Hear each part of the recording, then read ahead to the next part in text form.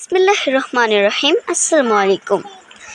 অনিয়ম, দুর্নীতি, স্বেচ্ছাচারিতা ও নিয়ম বহির্ভূত পদ দখল সহ নানা অভিযোগে খাগড়াছড়ির মাটিরাঙ্গার তাইন্দং উচ্চ বিদ্যালয়ের প্রধান শিক্ষক মোহাম্মদ রেজাউল করিম সরকারের পদত্যাগের দাবিতে বিক্ষোভ মিছিল করেছে শিক্ষার্থীরা। বৃহস্পতিবার দুপুরের দিকে তাইন্দং বাজার এলাকায় শিক্ষার্থীরা সড়ক অবরোধ করে বিক্ষোভ মিছিল শেষে সংক্ষিপ্ত সমাবেশ করে।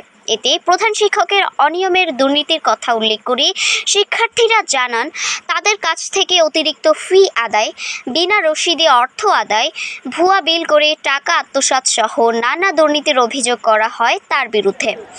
নিজের ক্ষমতাকে কক্ষিগত করার লক্ষ্যে 1 দশকের বেশি সময় ধরে বিদ্যালয়ের নিয়মিত কমিটি না করা, প্রধান শিক্ষকের নিয়োগ না দেয়া, ক্ষমতার অপব্যবহার করে অভিভাবকদের সঙ্গেও দুর্ব্যবহার করার অভিযোগও করে শিক্ষার্থীরা।